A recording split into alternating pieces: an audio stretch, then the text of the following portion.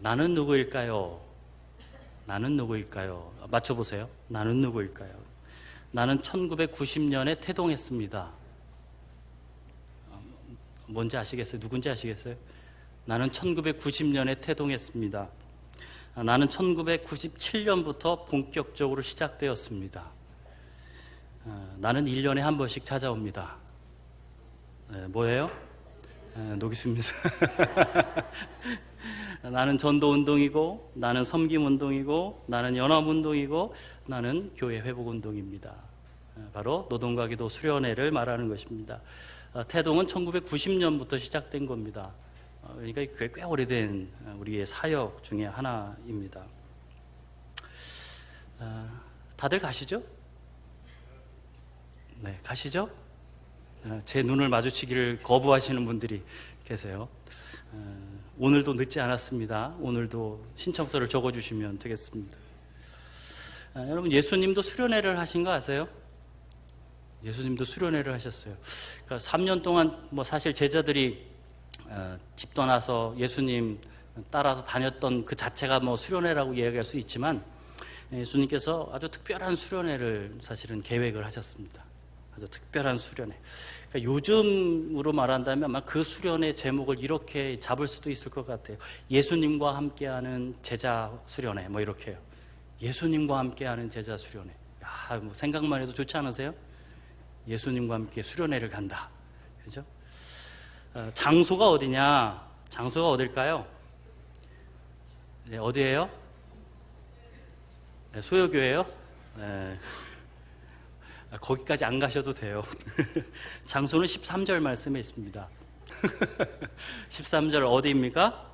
빌립보 가이사랴 지방.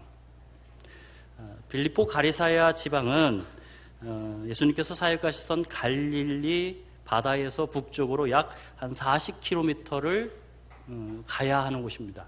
산간 지역이고요. 저희 교회에서 북쪽으로 한 40km 가면 어디가 나오냐면 북한산 언저리가 나옵니다.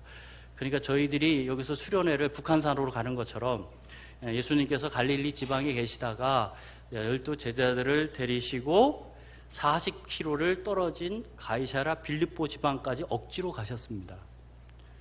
가려고 가신 그런 것이 아니라 따로 시간을 떼어내서 인적이 드문 그곳에 예수님께서 제자들에게 중요한 것을 말씀하시기 위해서 제자들만 데리고 그곳에 가셨다라는 것입니다.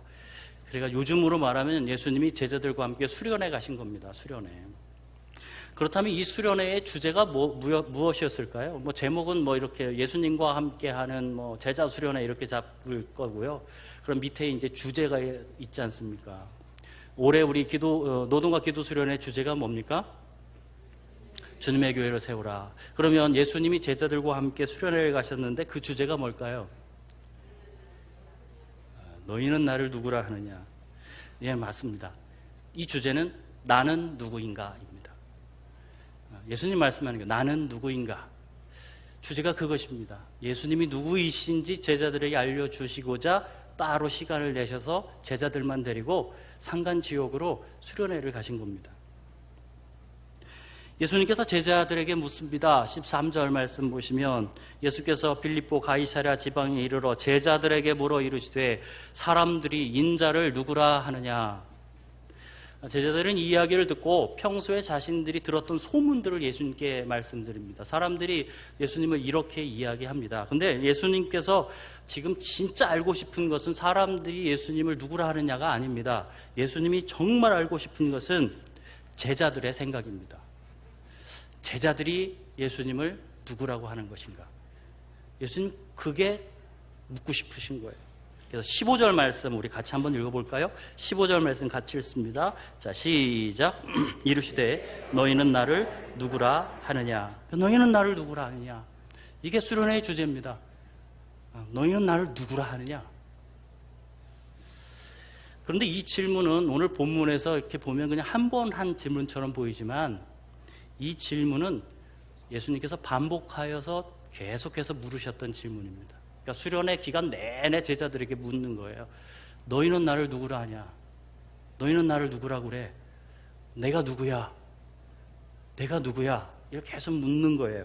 집요할 정도로 물으시고 계시는 거예요. 언제까지 물으실 것이냐면 제자들이 대답할 때까지 물으셨을 것입니다. 너희는 나를 누구라고 그래? 내가 누구야? 한번 말해봐. 이것입니다. 예수님께서 이렇게 계속 반복해서 물으셨다라는 이야기는 제자들이 선뜻 대답하지 못했다라는 이야기입니다. 이제 거의 2년 가까이 예수님과 같이 다녔거든요.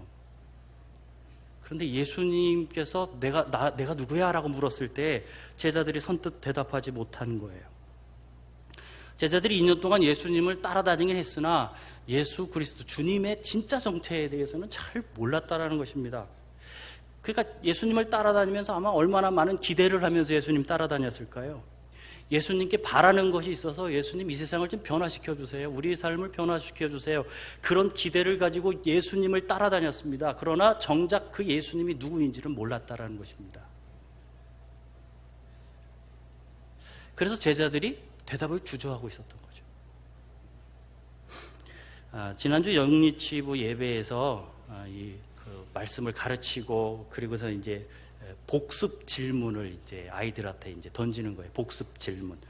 다 가르쳐 준 것을 아이들한테 복습 질문으로 이제 던지는데 이삭의 쌍둥이의 첫째는 에서죠. 그래서 질문합니다. 그럼 둘째 아들의 이름은 뭘까요? 이렇게 아이들한테요. 근데 이 질문은 3세 이하 아이들한테 한 질문이에요. 3세 이하, 무슨 가르치긴 했지만 3세 이하 아이들한테 이삭의 둘째 아들 이름이 뭘까요? 이렇게 이제 물어보는 거죠. 그랬더니 한 아이가 손을 번쩍 들었답니다. 알아서 들었을까요? 그냥 듣고 일단 한번 들어보자. 일단 들고 본 걸까요? 그냥 일단 들고 본 거죠. 근데 이제 이 질문은 아이들이 이제 알 수 없으니까 선생님이 이제 그 엄마하고 같이 맞춰도 됩니다. 이렇게 한 거예요. 그러니까 아이가 손을 번쩍 들었으니 이제 엄마가 옆에서 이제 귀에 속삭여줘야 되잖아요. 뭐라고요? 야, 야곱이라고 해. 야곱이라고 해. 야곱. 그랬더니 그 아이가 번쩍 든 상황에서 그냥 아주 이제 질문에 대한 대답을 크게 한 거예요. 뭐라고 했냐면 야곱이 뭐예요? 이렇게 야곱이 뭐예요? 영리치부에서는 엄마 찬스가 있었기 때문에 아이가 뭐 어쨌든 그래도 선생님이 맞아요 야곱이에요 이래서 이제 선물을 주었다는데 그래도 영리치부는 엄마 찬스가 있어서 이 아이가 그래도 그렇게 말할 수 있었습니다. 사실 오늘 본문에 보면 제자들에게는 누구 찬스가 있냐면 하나님 찬스가 있습니다. 하나님 찬스. 예수님께서 내가 누구야? 라고 물었을 때에 하나님께서 이제 알려주시는 거예요. 그 찬스를 딱 알아차린 사람이 누구냐? 그게 베드로입니다. 하나님이 알려주시는 찬스를 딱 알아차리는 것이 베드로예요. 그래서 베드로가 손을 번쩍 들고 뭐라고 고백하고 있습니까? 주는 그리스도시요 살아계신 하나님의 아들이십니다. 아주 자신 있게 이야기를 하는 거죠. 왜 이것이 하나님의 찬스였냐면 다음 절인 17절 말씀 보시면 예수님께서 베드로에게 말씀하시길 네가 이렇게 고백한 건 네가 알아서 그런 것이 아니라 하나님께서 너에게 알려주셨기 때문에 네가 그렇게 고백할 수 있다라고 말씀하셨기 때문입니다. 저도 이렇게 긴 문장을 할 수가 있군요. 이제 예수님께서는 십자가를 지시기 위하여 예루살렘에 입성하셔야 되는데 그게 어느 정도 기간 남았냐면 이제 한 1년 남짓 남았습니다. 1년 남짓 남았을 때에 예수님께서 본격적으로 말씀하신 것이 내가 그 메시아다 그거예요. 그래서 주님께서 이 빌립보 가이사랴에 가서 수련회를 하시면서 이제 그 선포를 하기 시작하시는 것입니다. 내가 그리스도다. 내가 메시아다. 이제 제자들에게 그것을 알려주기를 원하시고 그리고 그것을 알려주시면서 이제는 주님의 그 죽으심과 부활에 대해서 제자들에게 말씀하기 시작하시는 것입니다. 그러니까 이 제자 수련회의 주제는 뭐였냐? 내가 누구인지 주님께서 자신이 누구인지 제자들에게 밝히시기 위해서 알려주시기 위해서 간 수련회였습니다. 그럼에도 불구하고 그때까지 그렇게 주님께서 내가 그리스도다라고 내가 구원자다라고 말씀하셨지만 이 제자들은 그때까지도 진정한 구원자의 의미를 제대로 깨닫지 못했습니다. 그냥 메시아구나, 구약에 예언한 그리스도시구나, 주님이 그런 분이구나까지만 아는 것입니다. 왜냐하면 이후에 있는 21절 말씀에서 예수님께서 고난을 받고 죽임을 당하고 제3일에 살아날 것을 말씀하셨더니 베드로가 예수님께 항변했다라고 표현하고 있죠. 이건 좀 순화시켜서 한 말이고요. 원래는 책망했다는 얘기입니다. 제자가 스승을 책망한 겁니다. 책망한 거예요. 제대로 이해하지 못한 것이죠. 그런 베드로가 이제 후에 부활하신 예수님 만났습니다. 오순절에 그가 성령을 받은 직후에 무엇을 하고 있습니까? 그가 뛰쳐나가서 예수 그리스도께서 죽으셨고 우리의 죄를 위해서 죽으셨고 그분이 부활하셨습니다. 그분이 진짜 메시아고 그 예수 그리스도가 진정한 구원자십니다. 베드로가 그때서야 오늘 이 본문에서 나와 있는 그 고백을 그때서야 다른 사람에게 선포하기 시작하더라는 겁니다. 그러기 전까지는 그리스도의 의미를 베드로가 잘 알지 못했습니다. 성도 여러분, 여러분이 예수 그리스도가 누구인지에 대해서 듣는 것, 그래서 듣는 것이 여러분이 주님을 아는 것은 아닙니다. 내가 예수님에 대해서 100번을 들었다라고 내가 예수님을 아는 건 아닙니다. 여러분께서 예수님에 대한 이야기를, 어떤 이야기들을 기억하고 계시다라고 여러분이 예수 그리스도를 정말 진정으로 아는 건 아닙니다. 제자들을 들었지만 몰랐습니다. 이들이 언제 알았습니까? 그리고 언제 그것을 안다라는 것이 세상에 드러났습니까? 제자들이 예수 그리스도가 누구이신지 그것을 사람들에게 선포할 때, 그때 이 제자들이 예수님은 이제 진짜 아는구나, 그때 드러나기 시작하는 것입니다. 여러분이 예수 그리스도를 어떻게 안다라고 이야기하고 여러분은 예수 그리스도를 얼마만큼 아십니까? 여러분이 예수 그리스도에 대해서 이야기할 수 있는 만큼 여러분은 아는 겁니다. 누군가의 여러분에게 와서 예수님에 대해서 나에게 알려주십시오라고 이야기했을 때, 그때 여러분이 그 사람에게 예수님은 이런 분이다, 이런 분입니다라고 이야기하는 것, 그것이 여러분이 진짜 알고 계시는 예수 그리스도다라는 것입니다. 여러분, 주님이 여러분에게 물으실 것입니다. 내가 누구야? 여러분은 주님에 대해서 무엇이라고 말하실 수 있으십니까? 여러분은 그 예수님을 얼마나 지금 알고 계십니까? 이 예수님께서 함께 행하셨던, 제자들과 함께 하셨던 이 제자 수련회, 여기는 또 다른 중요한 의미가 있습니다. 예수님은 자신이 그리스도이신 것을 밝히셨습니다. 그리고는 그 자신께서 그리스도이심이라는 사실을 근거로 하여서 비전을 선포하십니다. 지금 아직 없는 거예요. 그런데 앞으로 세워질 것이다 라고 비전을 선포하시는 것이 있습니다. 그것이 18절의 말씀이에요. 우리 18절 말씀 우리 같이 한 목소리로 읽겠습니다. 같이 읽습니다. 시작. 또 내가 내게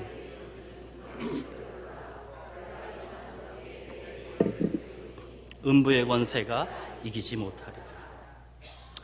여기 반석은 베드로의 신앙 고백입니다. 주는 그리스도시요 살아계신 하나님의 아들이십니다라고 한 정말 주님에 대한 온전한 신앙 고백을 이야기하는 것이죠. 예수님께서는 이 신앙 고백, 그리고 앞으로 많은 사람들이 할 이 신앙 고백을 기초로 하여서 주님께서 주님의 교회를 세우시겠다라고 비전을 선포하고 계시는 겁니다. 아직 교회가 들어서지 않았습니다. 세워지지 않았습니다. 근데 예수님은 그 교회를 세우시겠다라고 선포하고 계시더라는 것입니다. 여러분, 이 비전에 의해서 이 세상에 교회가 탄생한 줄 여러분 믿으시기 바랍니다. 여러분, 주님의 비전 때문에 우리 형제교회가 세워진 겁니다. 누가 세운 것이 아니라 주님의 비전 때문에 주님께서 세우신 것입니다. 여러분, 그 사실을 믿는 여러분 되시길 바랍니다. 아멘이시죠? 예, 우리 형제교회는 주님이 세우신 교회입니다. 오늘 본문에 나와는 이 비전에 의해서 세워진 교회입니다. 그런데 성경은 그렇게 탄생한 그 주님의 교회, 그 교회의 머리가 예수님이라고 말씀하시는 겁니다. 그것도 그럴 것이 아니겠습니까? 주님께서 주님의 교회를 세웠으니 그 교회는 주님 것이죠. 그리고 그 교회의 머리는 예수님이 되시는 것입니다. 에베소서 1장 22절 말씀 우리 같이 읽겠습니다. 에베소서 1장 22절 같이 읽습니다. 시작. 또 만물을 그의 발 아래 그를 만물 위에 교회의 머리로 삼으셨느니라. 여러분, 예수님께서 머리시라면 우리는 뭘까요? 예수님이 머리시면 우리는 머리카락일까요? 아니죠. 예수님이 머리시면 우리는 몸이라는 것을 여러분은 잘 아실 것입니다. 우리는 몸과 머리와 몸의 관계를 잘 알고 있습니다. 머리가 가라고 그러면 몸은 가야 하는 거죠. 머리가 오라고 그러면 몸은 와야 하는 거죠. 그죠? 만약 머리가 가라 그랬는데 내 몸이 안 간다 그러면 이건 심각한 문제입니다. 빨리 병원 가셔야 되죠. 머리가 향하는 곳에 몸이 향하게 되어 있습니다. 그런데 머리이신 예수 그리스도께서 오늘 비전을 선포하시는데 뭘 하겠다라고 선포하시나요? 무엇 하시겠다고 말씀하세요? 내가 내 교회 세우겠다라고 말씀하세요. 이것은 교회의 머리이신 예수님이 하시는 말씀이에요. 교회의 머리신 예수님이 내 교회 세우겠다라고 말씀하세요. 그러면 몸은 뭐 해야 돼요? 몸은 무엇 해야 될까요? 몸은 교회 세워야 되죠. 그렇지 않습니까? 머리가 교회 세우겠다는데 몸은 당연히 교회를 세워야 하는 것입니다. 그건 아주 당연한 이치입니다. 그래서 이번 노동과 기도 수련회의 주제가 뭐라고요? 주님의 교회를 세우라. 주님의 교회를 세우라. 예수님께서 제자 수련회에서 교회를 세우시겠다고 비전을 선포하셨습니다. 지금도 주님은 교회 세우시겠다라고 계속 선포하시고 교회를 세워나가고 있습니다. 그래서 우리는 노동과 기도 수련을 통하여서 주님께서 세우시는 그 교회를 세우는 그 일에 순종하는 겁니다. 여러분, 지금까지 우리가 여름이면 찾아갔던 많은 교회들을 한번 하나하나 기억해 보십시오. 저는 5년밖에 안 돼서 5교회밖에는 생각이 나지 않습니다. 어떤 분들은 10, 20, 수많은 더 많은 교회들이 생각이 나실 것입니다. 우리는 이 노동과 기도 수련을 통해서 주님께서 명령하셨고 주님께서 비전으로 말씀하셨던 사실 교회를 계속 세워왔습니다. 여러분, 노동과 기도 수련의 핵심 가치가 뭘까? 노동과 기도 수련의 비전이 뭡니까? 우리가 지금까지 해왔던 일들이 뭡니까? 다 교회 세우는 일이었습니다. 교회를 세워왔습니다. 그래서 이 노동과 기도 수련회는 사실 주님의 비전을 이루는 사역입니다. 형제교회를 세우는 것이고, 이것은 한국교회를 세우는 것이고, 그리고 우리는 더 나아가서 사실 세계교회들도 세워야 하는 겁니다. 농촌교회도 찾아가야 되는 것이고, 그리고 열방도 나가야 되는 것이고. 왜요? 무엇 하려고요? 주님께서 우리에게 밝혀주셨던 이 비전을 이루기 위해서, 주님의 교회를 세우기 위해서. 여러분, 주님의 이 비전을 기억하시면서 여러분, 우리 형제교회는 정말 주님의 교회를 세우는, 그리고 그 일에 한마음이 되는 여러분 하나님의 백성, 그리고 주님의 교회가 되기를 주님의 이름으로 축복을 드립니다.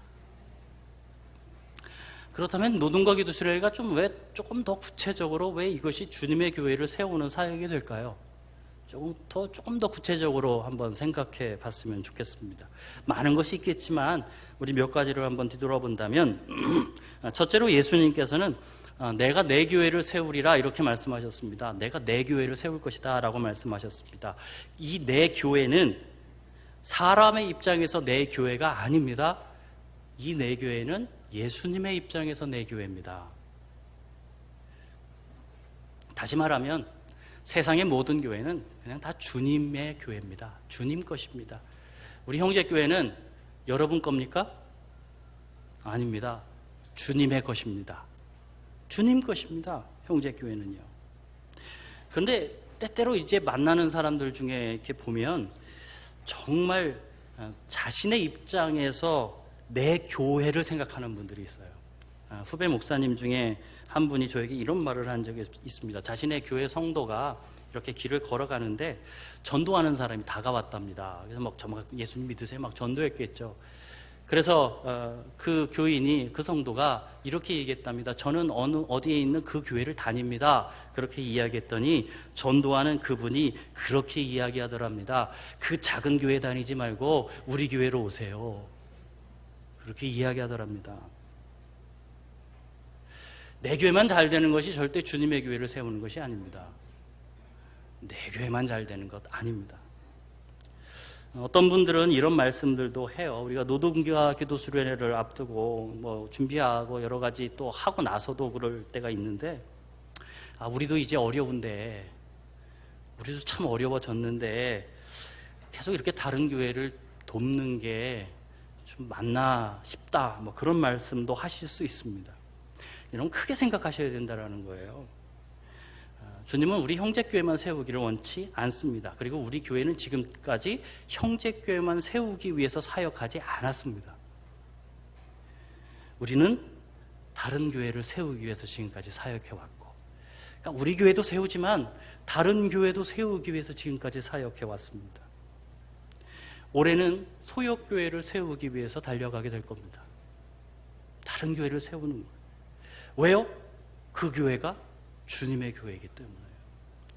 그래서 그 교회를 세우면 결론적으로 크게 말하면 주님의 교회를 세우게 되는 것입니다.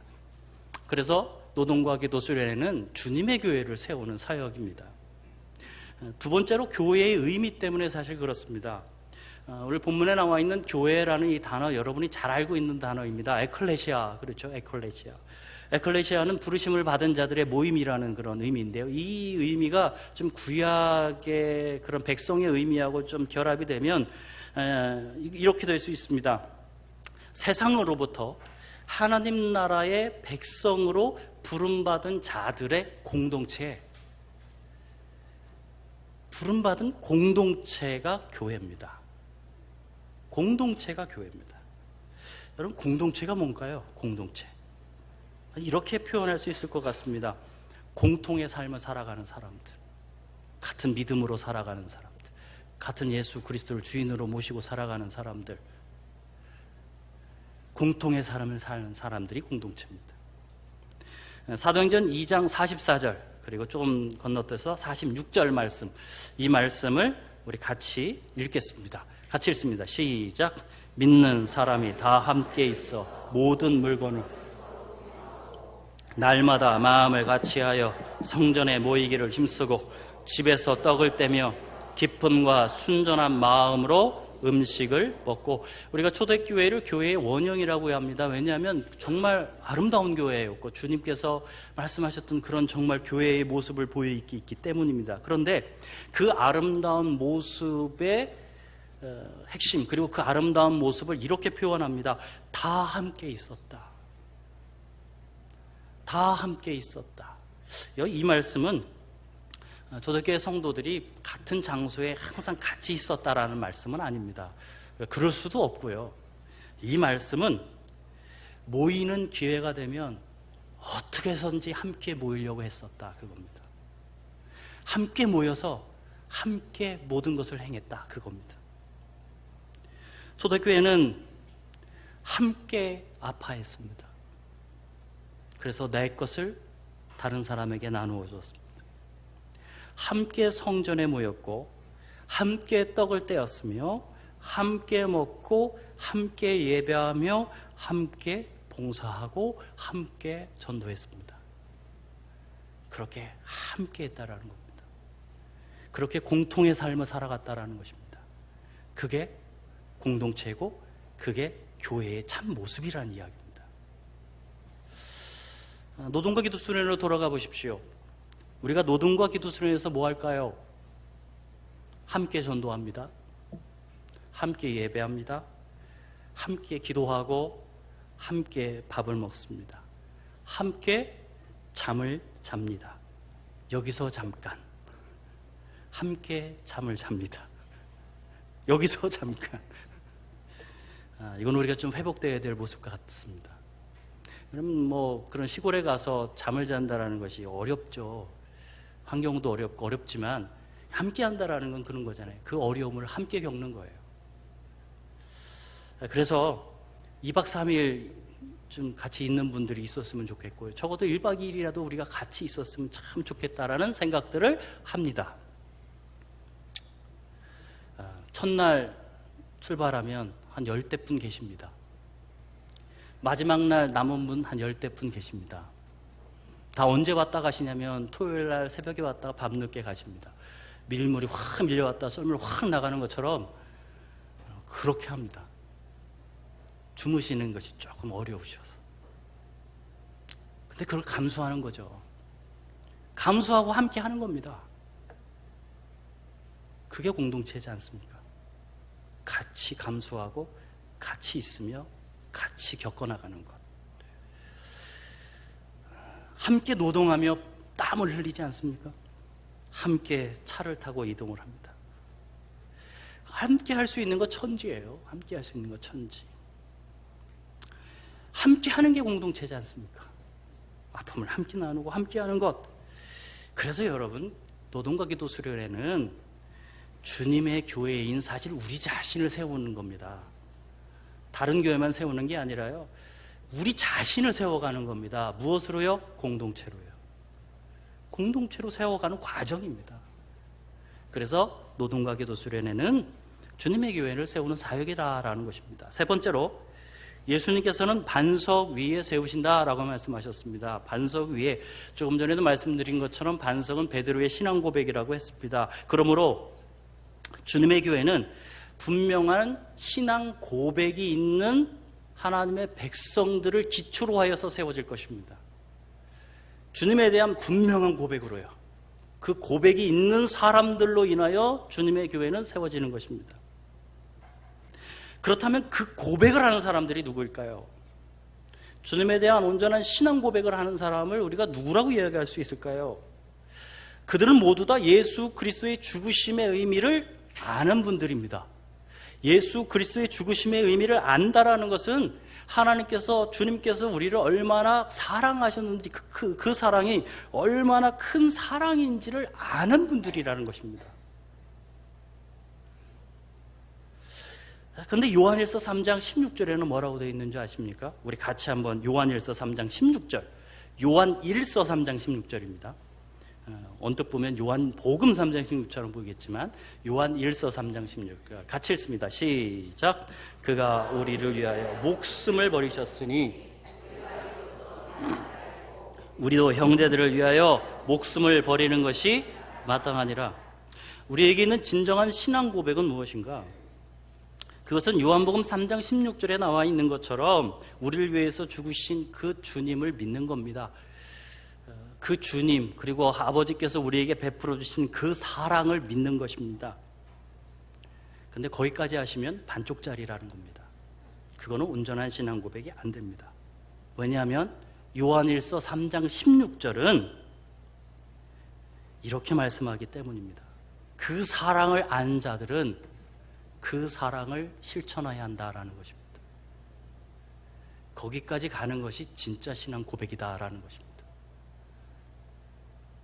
다시 말하면 진정한 신앙 고백은 주님의 사랑을 인정하고 고백하는 것만이 아니라 그 사랑을 실제적으로 이웃에게 실천하는 것이라는 것입니다. 그렇게 실천할 때 우리의 진정한 신앙 고백이 우리의 몸으로 표현된다라는 겁니다. 말로만이 아니라 몸으로 고백해야 된다라는 것이죠. 그래서 요한일서 3장 18절은 이렇게 말씀하는 겁니다. 요한일서 3장 18절 같이 읽겠습니다. 시작. 자녀들아, 우리가 말과 혀로만 사랑하지 말고 행함과 진실함으로 하자. 노기수를 계속 참여하셨던 분들은 아마 느끼시는 것이 있을 텐데, 이 농촌 사회가 정말 많이 변화되고 있다라는 것들을 아마 많이 느끼실 것입니다. 농촌도 이전처럼 그렇게 살기 어려운 곳이 아니다라는 것을 느끼셨을 거예요. 물론 그 대상자를 그런 곳을 찾는 우리의 노력이 이전보다는 조금 줄어들었기 때문에 그런 데를 우리가 잘 찾지 못해서일 수도 있지만, 그러나 또 변명을 해보자면 그렇게 대상교회를 찾아서 헤매 주시는 분들도 우리 가운데 많지 않습니다. 1년씩 다니면서 대상교회 찾고 그 교회 중에 한 교회 선정하고 우리 가운데 그렇게 해 주실 분들도 우리 가운데 사실은 없습니다. 그러다 보니 정말 어려운 지역이 있음에도 불구하고 때로는 그런 대상교회를 찾지 못할 때도 사실 있죠. 그래서 어느 때는 우리의 형편보다 더 좋은 곳을 갈 때도 있습니다.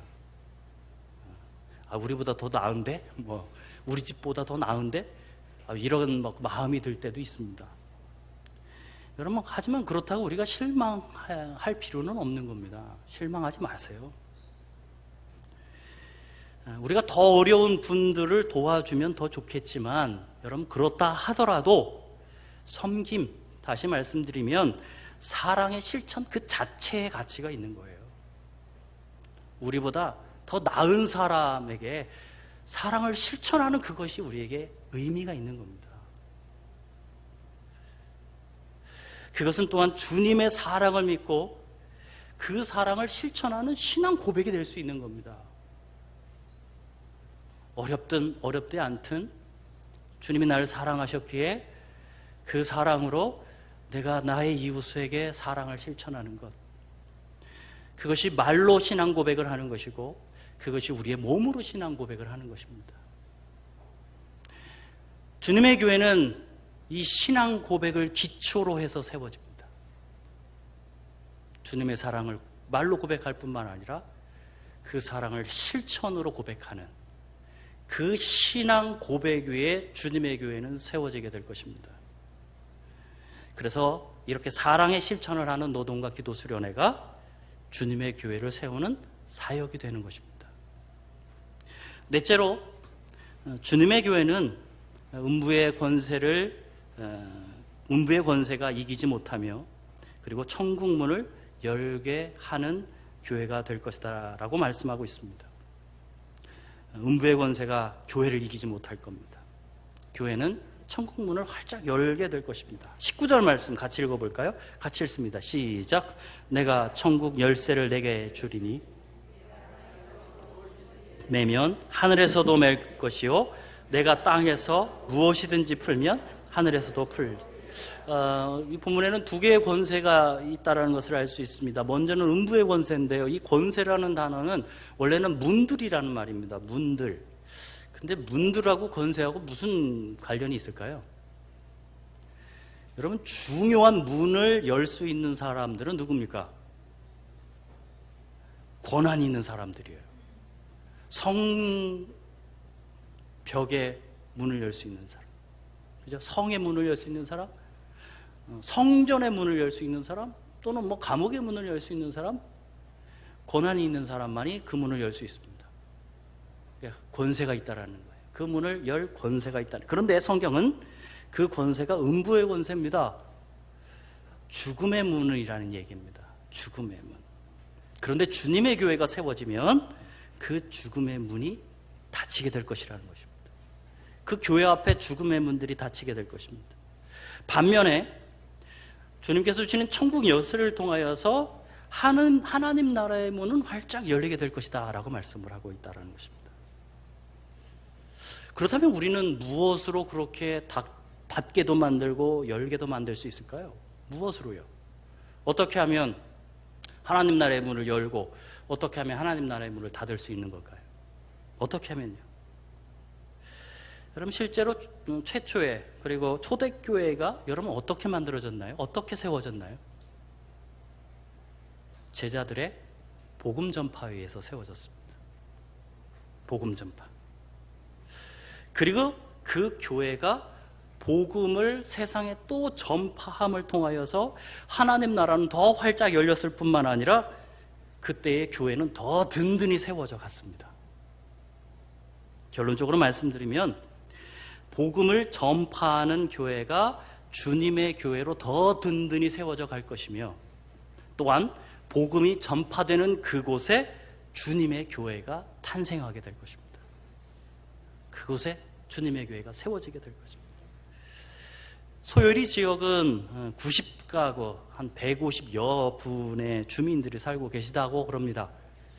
근데 그 연령대로 보면요, 이분들의 여생을 한번 생각해 보면 얼마 남지 않은 여생입니다.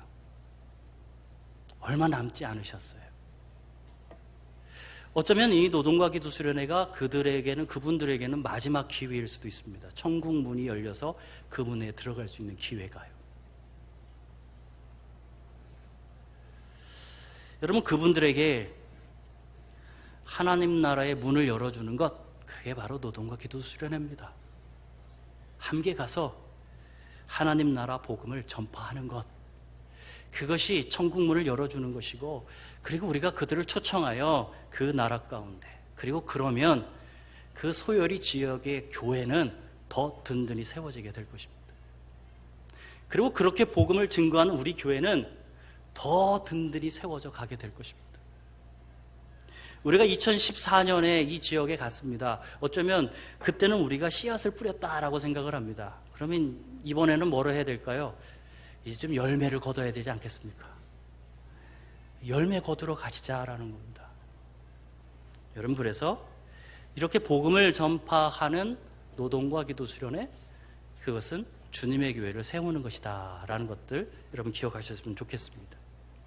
아직 결정하지 않으신 분들이 있다면 오늘 결정해 주십시오. 가지 않기로 마음먹은 분들이 계시다면 그 마음을 좀 고쳐주십시오. 아멘? 아멘 하신 분은 마음 고치시는 겁니다. 정말 갈 수 없는 형편이 있는 분들이 있을 겁니다. 도저히 그때는 안 돼요. 예, 괜찮습니다. 그러면 기도해 주십시오. 기도도 한 사역입니다. 기도해 주십시오. 노동과 기도 수련회는 주님께서 보여주신 비전, 교회를 세우는 사역이다라고 이야기할 수 있습니다. 여러분, 이 일에 함께 동참해서 우리 교회도 세우고 소요교회도 세우고 더 나아가서 더 크게 말하면 여러분 주님의 교회를 세우는 우리가 되기를 주님의 이름으로 축복을 드립니다. 이 시간 우리